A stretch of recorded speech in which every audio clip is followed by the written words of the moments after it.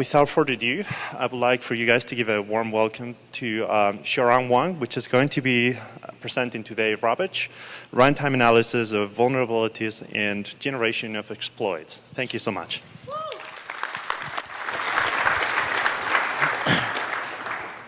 All right, can you guys hear me? Cool. All right, welcome to RAVAGE. My name is Xiaoran Wang, and I'm a security researcher and an engineer in Salesforce.com. And I'm supposed to have a partner here, but because unfortunately he was overexcited, drank too much, and passed out. So he wouldn't be able to be here to present. This is how you feel when your partner abandons you in the last minute. Joke aside, he got some last minute change, he has to go, but I will be presenting here for myself.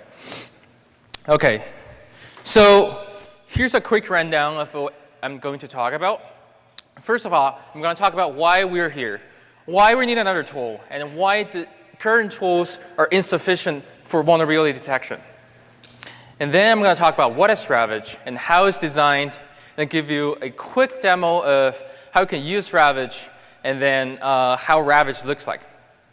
And then I'm going to talk about how RAVAGE is actually being implemented in the weeds, and then give you a full demo so that you can see more power unleashed from RAVAGE. And then I'm going to talk about how you can use RAVAGE in your own company, in your own product, and detect vulnerabilities, and then, if you like, generate exploits. At the end of the day, what I wanted you to take away is some in-depth knowledge of runtime analysis, and in the meantime, a tool you can take home and play with. So let's start a journey. We have a lot of tools, all kinds of tools. And we have static analysis tools, a lot of vendors. We have black box tools, a lot of vendors. So static analysis claims to be scalable, and we have a quote for that. In the meantime, they also claim to be accurate. They can detect all kinds of vulnerability with high confidence. They also claim to be easy to use, where we also get a quote for that. So what about reality? In reality, things are always different from what it claims to be. For example, I would say they're not so scalable. If they come across complex code bases or library dependencies they can't figure out, they're not very good in getting a lot of real issues. And also, I would say they're not very accurate because if you have things like reflections, interfaces, and all of those, they have to get runtime information to talk about, then static analysis always fail to do that. And they're not very easy to use. When you have static analysis scan your application, you get a lot of results. However, in the meantime, when you're reviewing those results, you have no idea which URL triggers the vulnerability, which parameter triggers vulnerability, and then whether they're actually reproducible or not. And usually at the end of the day, most of them are not, but you just don't know. You have to go through them. So those are actually kind of pain that we went through in our team. And then let's talk about Blackbox. Quickly, they don't have knowledge of the app. And they can't deal with multi-stage requests, where they're struggling with the wizard-like pages and stuff like that. They also rely heavily on the response data from server. So if there's a vulnerability on the server side, it's purely on the server side, and it doesn't respond too much data to the attacker.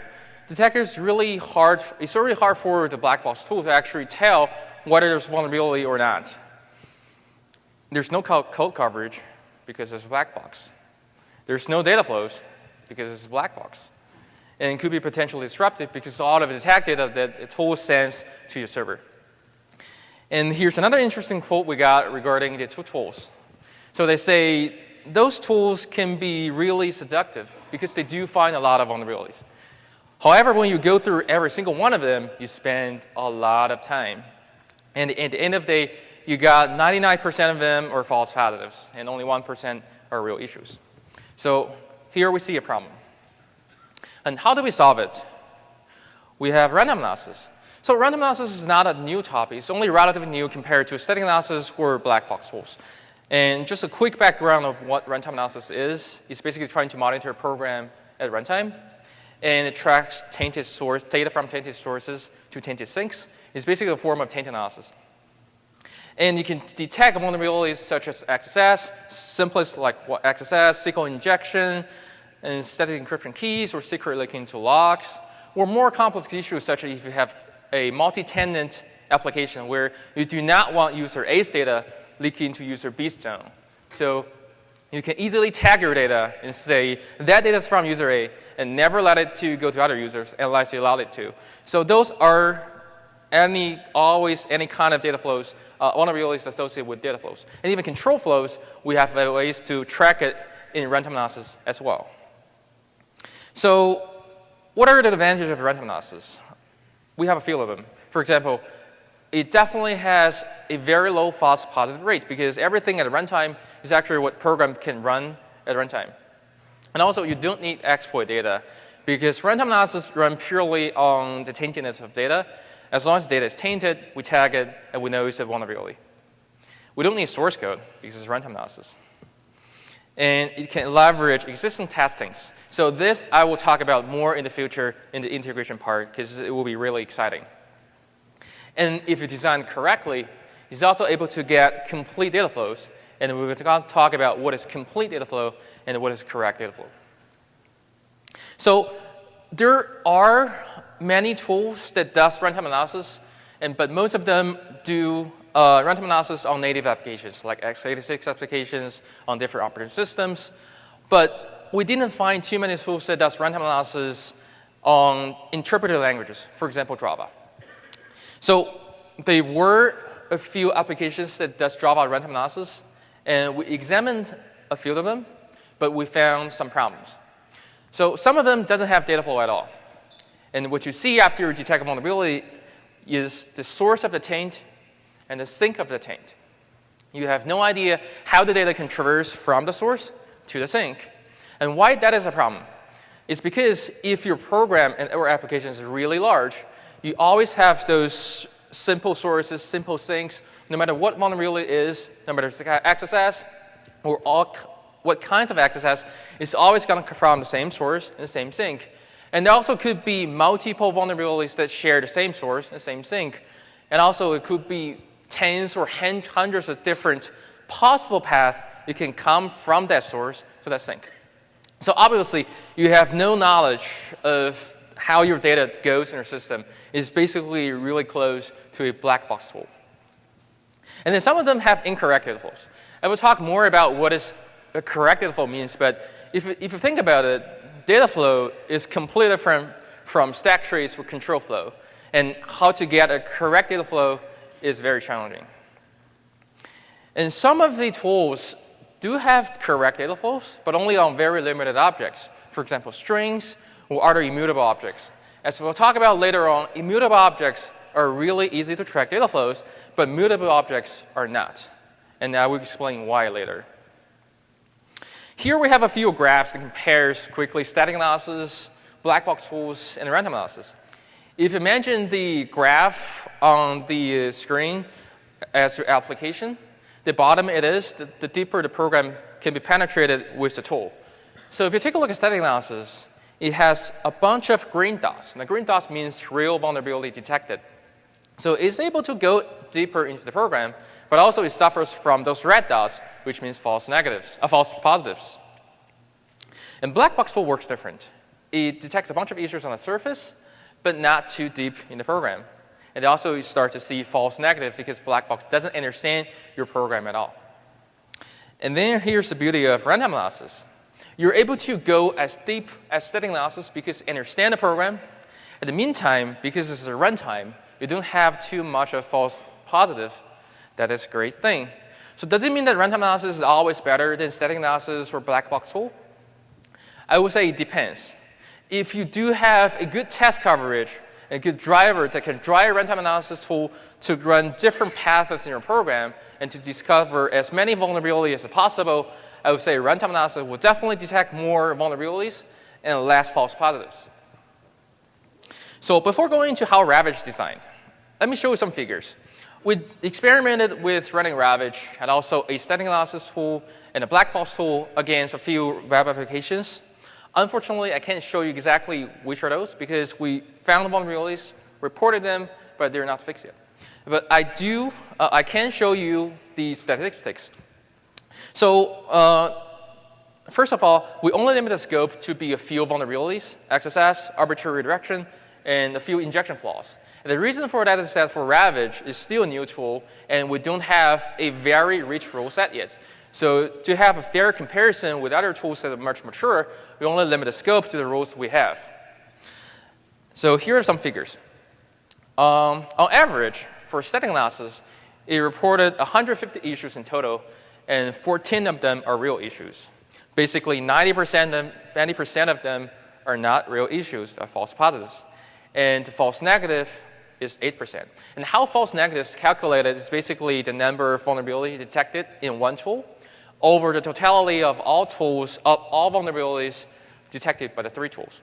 So there might be more vulnerabilities, but we didn't have time to go through a full review to find all of those. And then we have black box tools. Black box tool, on average, detect less issue than static analysis, also has less real vulnerabilities. As for false positives, it has around the same level regarding static analysis, but also has high false negatives. But black box tool does finish scanning much earlier than static analysis, so that is a plus. Then we have Ravage. Ravage, if you see the figures, it detects much less issues compared to the previous 2 tools. However, among the issues it detected, almost all of them are real issues. So the false positive rate is really low. It's around 15%. And the false negative rate is around 27%. So we can still improve the rate on the false negative. And the reason for the false negative to not be so low is that we didn't have a good driver to drive a Ravage to scan those applications.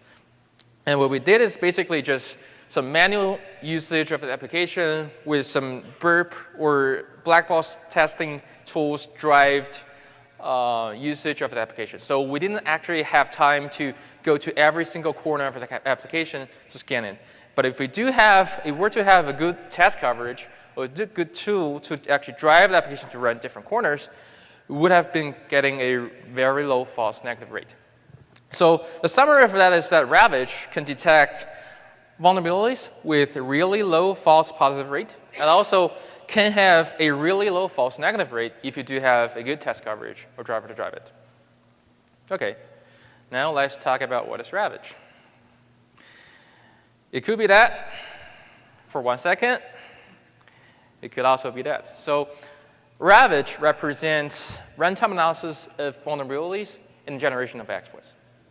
It's our implementation of runtime analysis for Java. It's open source, it's free, and it's around 5,000 lines of code. And it's written mainly in C, C++, Java, and assembly.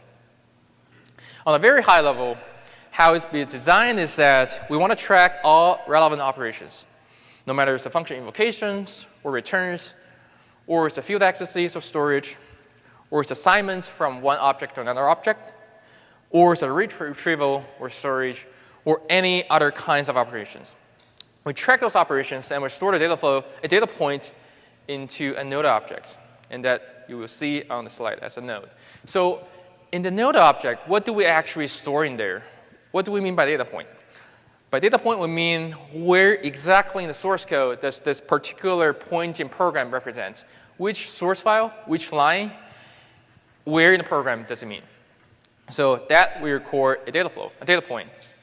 And then not only data point, we also record context information. For example, where did you get attained? Did you get it from a user? Did you get it from a database? Did you get it from a URL? Did you get it from a file?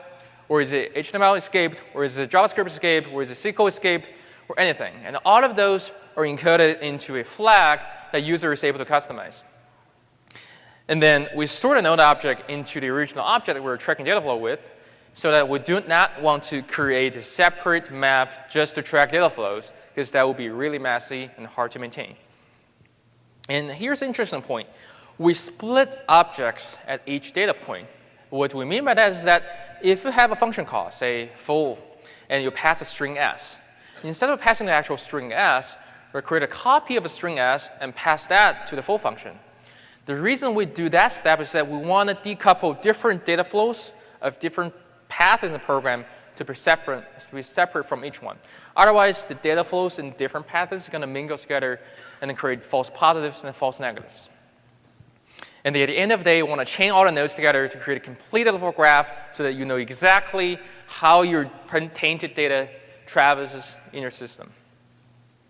So let's talk about data flow. I talk a lot about data flow, data flow, data flow. So what does that mean? What do we want to get exactly in a data flow? Everybody likes math. Here's math. I personally don't understand what it means at all. It's basically ciphertext to me. It's indistinguishable from random characters. And what I do understand is that we want to track all relevant nodes, but no extra ones. And what do I mean by that? Let's take a look at this very simple example, 7 lines of program. Here we have a very simple XSS where on the first line we get a string from request, and then second line we pass it to full function. In full, we print a static string welcome and returns. Line 3, we pass string to bar. Line 6, we print a string into the print function or into the response. So if you take a look at data flow of this XSS vulnerability, what happens to that string is that at line number 1, you get the string. Line number 2, you pass the string to full. Line number 3, you pass to bar. And line number 6, you print it out. So you have 4 data points. But is that a correct data flow? I would say it's not. Because why do we care about a function full? Whenever you pass into a function full, it doesn't do anything about it. It doesn't change the string. It doesn't change the taintedness of the string, or untainted or tainted, or it doesn't change the context of it. It just doesn't do anything.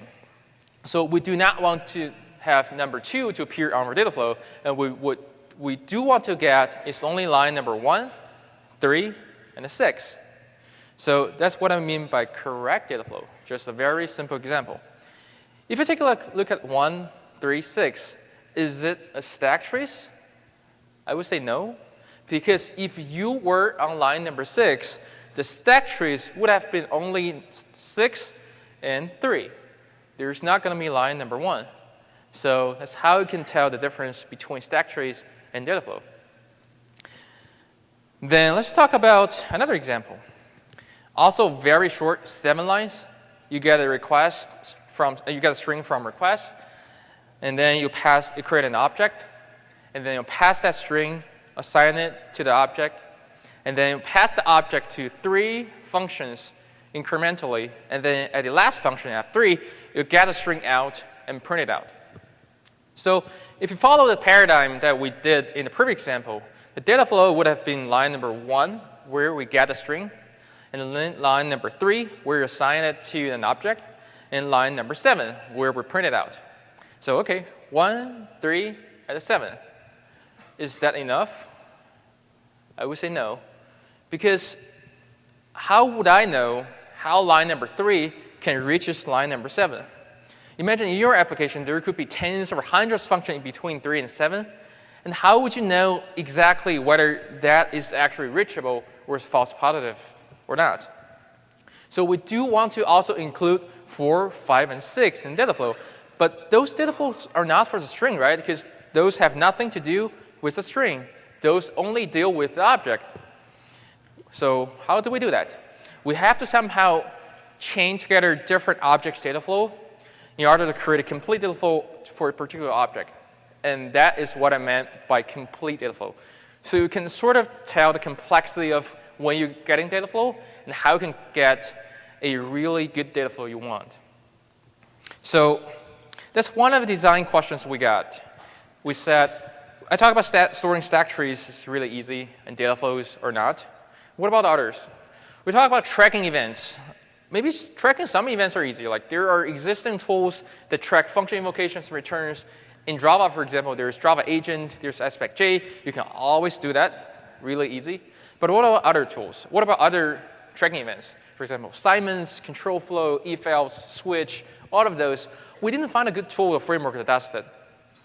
And even if we do have that, what about performance impact? Because think about it, at every single tracking event, you're doing a lot of things. You're trying to track data flows, you're tracking rules, you're creating a copy of objects, you're basically doing a lot of cleanup. So adding all of those workflow to your program at every single stage of the execution it's going to be really, really performance, going to bring up really a lot of performance hit. So we also talk about splitting objects, right? We create a copy of object whenever it reaches different parts of the program during tracking events.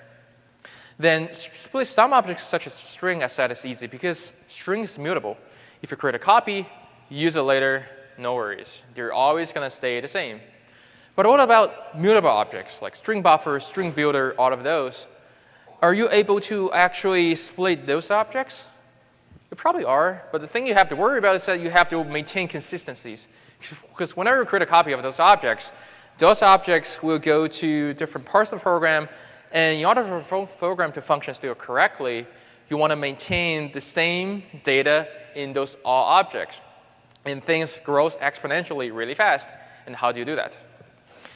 And there's also other objects that you cannot really split. Like, for example, single objects or resource-bound objects. Those are intended to have only one copy in the system. So how do you actually create a second copy?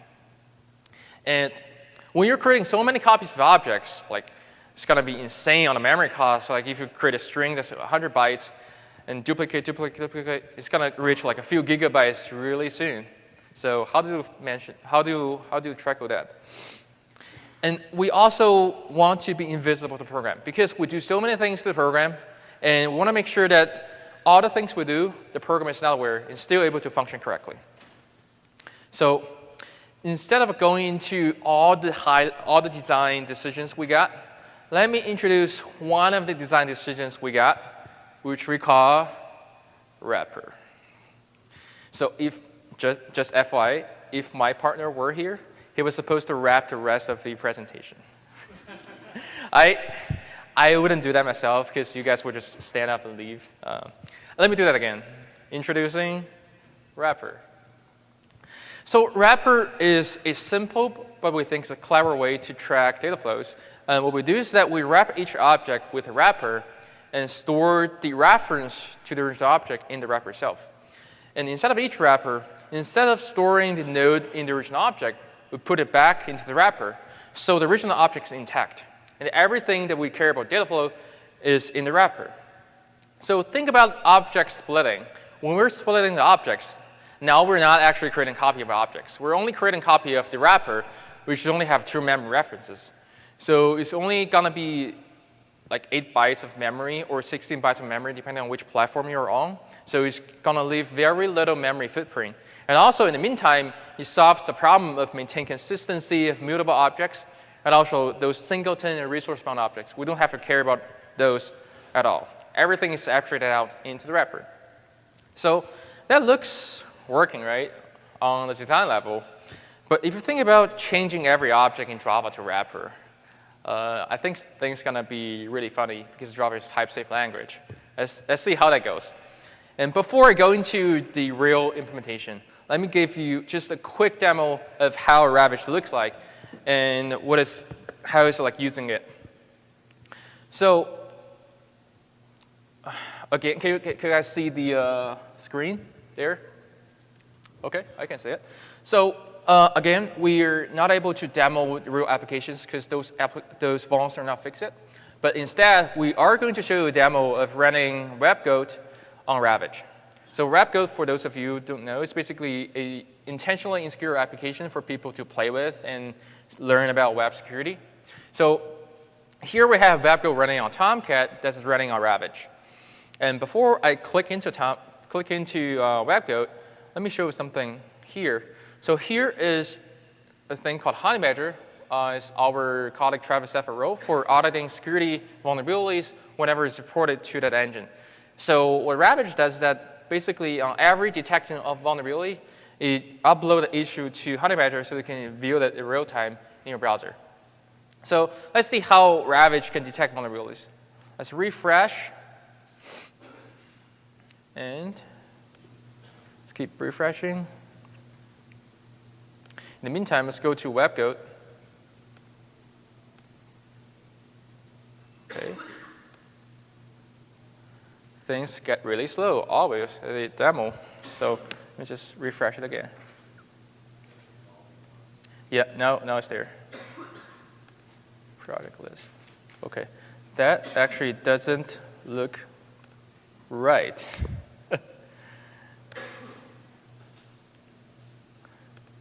Okay, let me fix something really quick.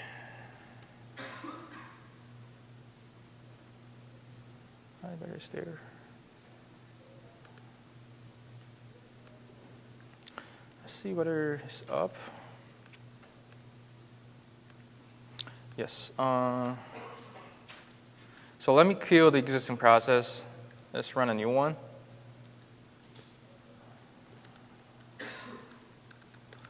See, no matter how many times I practice demo, we never know it's not going to work at runtime.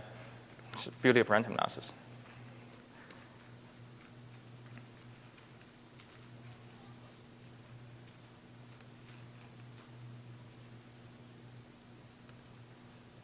In the meantime, let's kill the original RAVAGE process and start it again. So if you take a look at it, it's basically an example that runs on Tomcat of RAVAGE, where RAVAGE is basically a special version of Java.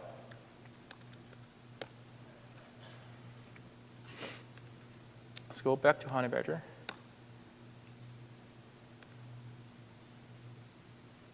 Okay. Instead of wasting you guys' time here, waiting for it to load, let me show you a quick demo in video that I know I recorded and should be working. So what I originally wanted to show you, is that I wanted to click on some links in WebGoat, and then whenever I was using RAVAGE while using WebGoat, RAVAGE should be able to detect vulnerabilities automatically. So those existing issues are there before I started WebGoat, so let's ignore that for now. And we will see there are going to be more issues detected when we're using WebGoat regularly with RAVAGE. So this page is a simple cross-site scripting where if we search anything, the search text reflected onto the page will not be encoded. So classic XSS. If you refresh the Honey Badger, you're going to see another cross-site scripting recorded in there. And if you can see the issue there, it's basically a full data flow from where you get a source to where you print it out to the program. And let me pause it very quickly. So on the top left corner, let me just expand it very quick. On the top left corner is basically the RAVAGE output. You can see it's basically a JSON object that contains all of the data flow information and also the vulnerability. It's a cross-site scripting and has all the traces. And then on the bottom left is basically the age part from RAVAGE. You know, RAVAGE is runtime analysis of vulnerabilities and then generation of exploits. So the bottom part is the generation of exploits. So basically, we have something that will detect XSS, and once XSS is detected, we'll try to generate exploitable URL that will be automatically tied to Beef to exploit a browser.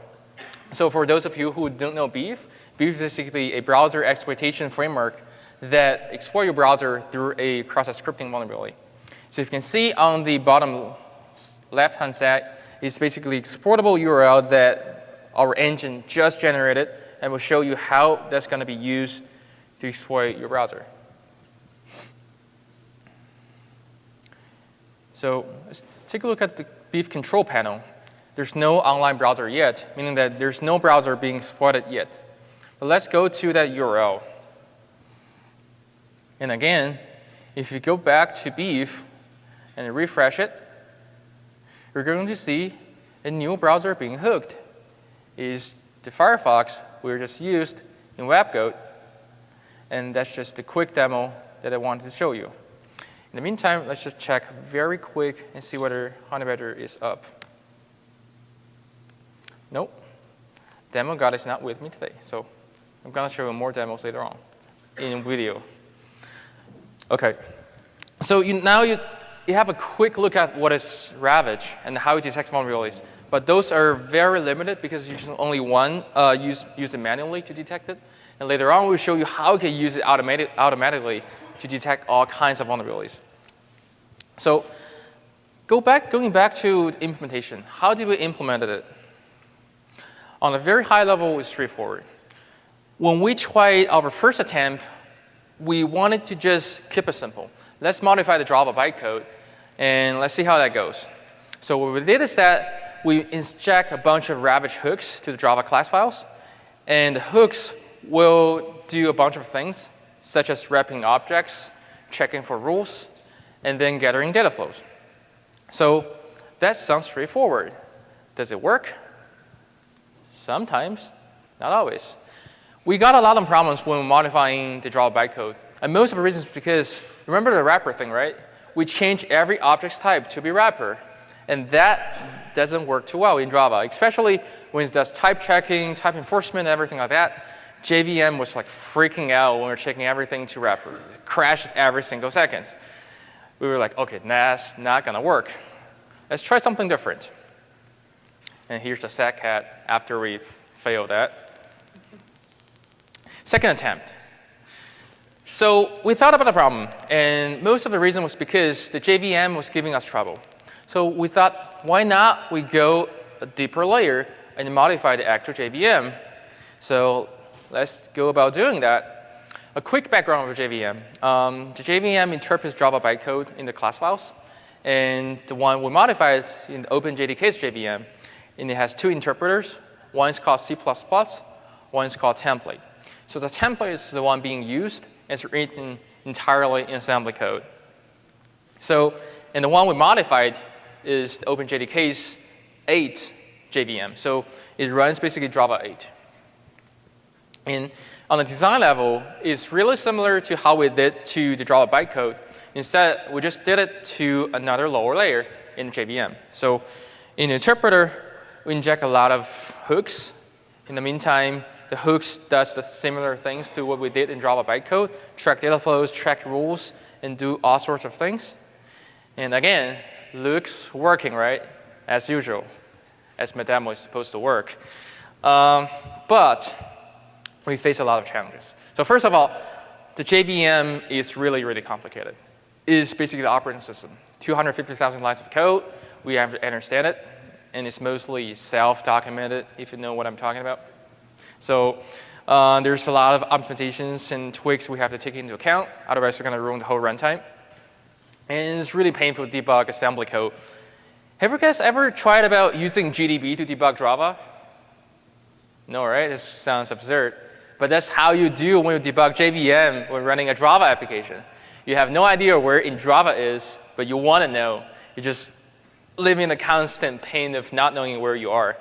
And how do we solve it? As usual, beer. So after a lot of beer and drunk times, we finally implemented it.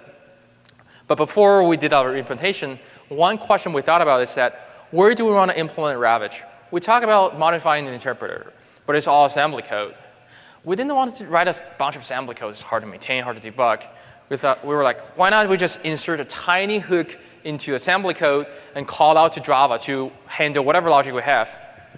It sounds straightforward, right? It sounds should be working. And we called it to Java. And we got 420 times slowdown. For those of you who are not good at numbers, what it means is that if you want to try to start a Tomcat with RAVAGE, what you can do after you click on the start is that you can go out, have lunch for an hour, go to a coffee shop, look at some cat pictures, drink coffee, come back to work, talk to a colleague for another half an hour. After around 2 hours, is about close to finish starting. But things can get worse.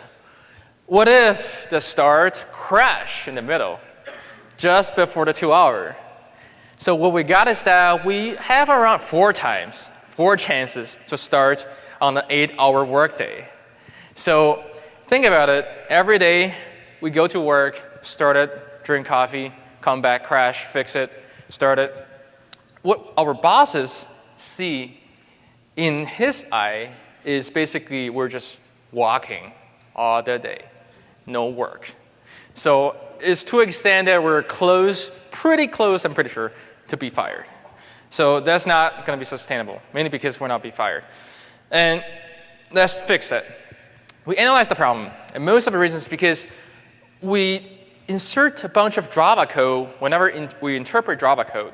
It's like insert another layer of interpretation when we're interpreting one code, and that's not going to work. OK, let's take the pain and write it into C or C++, or the basically language that JVM is written in. And then we got back to 50 times slowdown. Great, not best, but still great. OK, so we were like, OK, let's not stop there. Already make performance boost, and maybe there's something more we can do. Maybe if we write it to assembly, that may be faster, and it is faster. Now it's 20 times slowdown.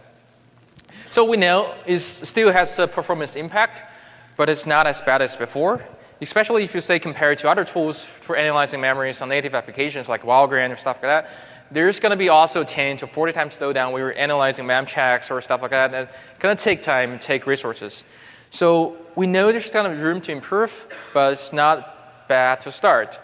And the room that I was talking about is that we didn't modify the JIT compiler. So for those of you who are not super familiar with the JIT compilation in Java, it's basically Java tries to compile bytecode directly into native code and execute that. And if we modify the JIT compiler to be RAVAGE compatible, that's going to give us another 10 times boost, which is going to be the future work for RAVAGE. So RAVAGE does vulnerability detection, but what about after detect vulnerability? There's few things you can do, or everything you want to do is up to you. RAVAGE exports plugins that you can write to handle vulnerabilities. You can audit it. You can store it for later auditing, or you can generate exploit, or you can directly exploit it. It's up to you. And the interface is all going to be in Java. So you can write Java codes. It's going to be running a separate thread that handles vulnerability. So the one that I just showed you quickly is called Honey Badger plugin, which is basically a plugin that gets vulnerabilities and display it in your browser for you to audit. And there's another plugin that I also showed you. It's called Beef plugin, which after a detection of XSS, is going to generate exportable URL and send it to the user and phish him. So this is going to be awkward because it's going to be another video time that I didn't anticipate, but let me show you another demo.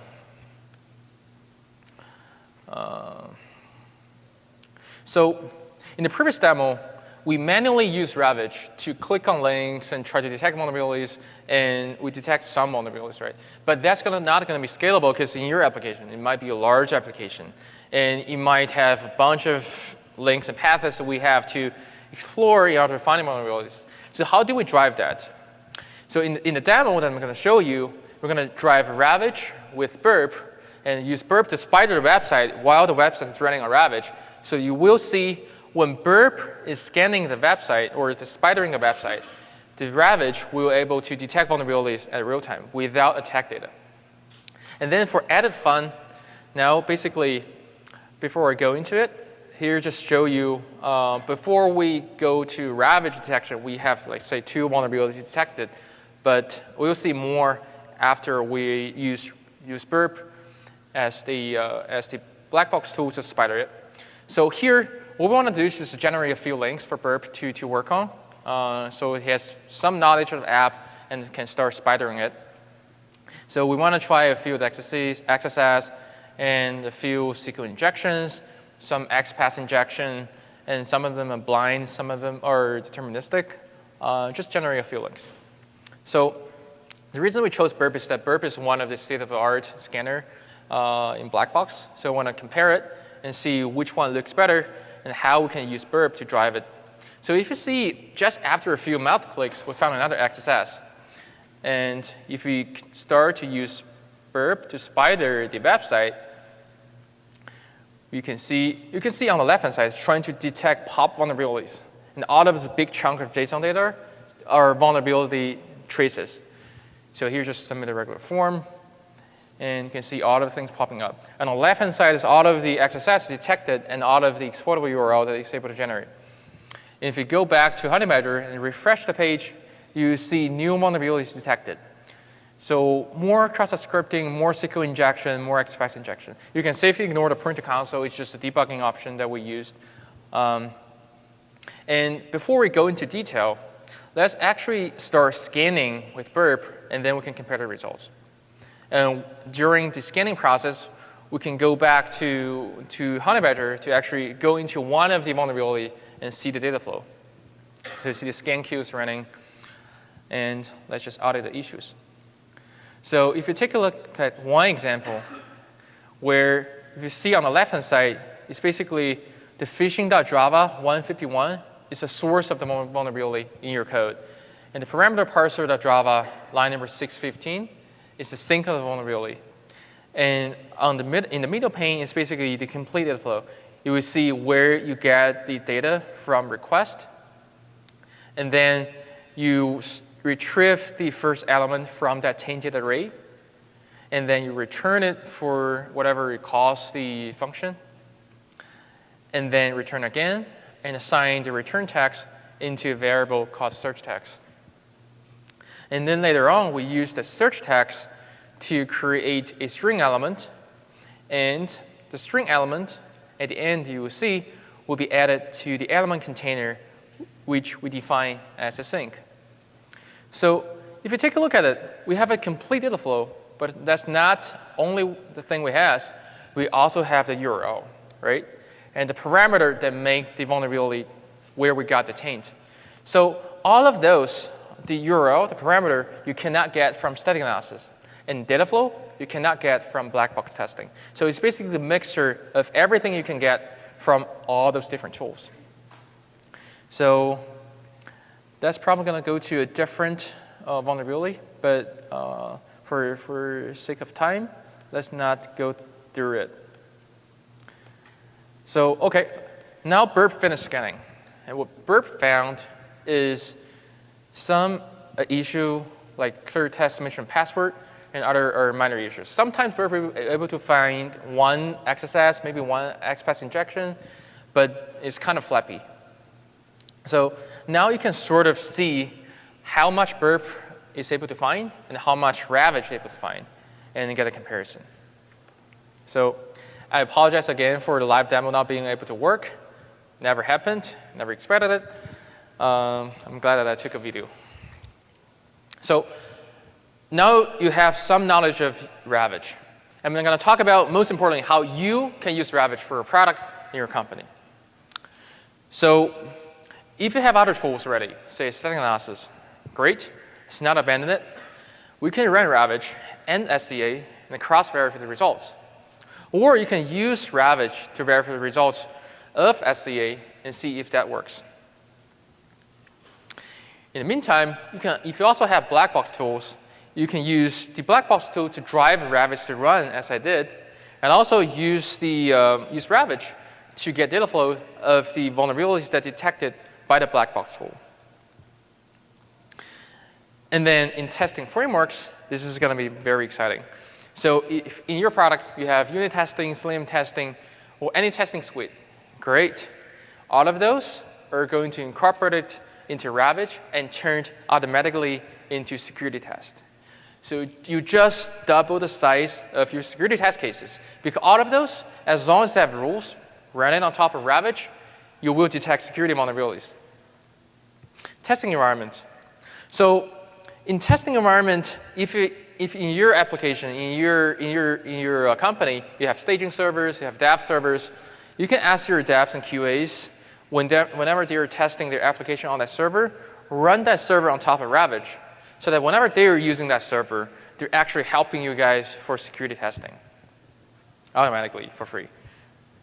And that production, I will proceed with caution, mainly because there's performance impact, and fully aware of that. But if you're ambitious enough, I will tell you there's a really big benefit, one big benefit that you can get by running in production, which is you're able to block attacks in real times. Think about if there's a SQL injection in your product. If the attacker is able to launch it, you're going to lose your data. But if you run Ravage to block it in real time, you're not. So that's a really great benefit. If you do want to run in production, I would say start with sampling, maybe 0.1% of your customers, and go from there and see how that works. But it's one of the options that you can have. So I'm going to talk about what you can take away from the presentation. So suppose you just forgot everything I've just said, that is okay. I have a one-sentence summary of what is RAVAGE. RAVAGE is a Java runtime analysis tool that's able to detect vulnerabilities, gather data flows, and generate exploits.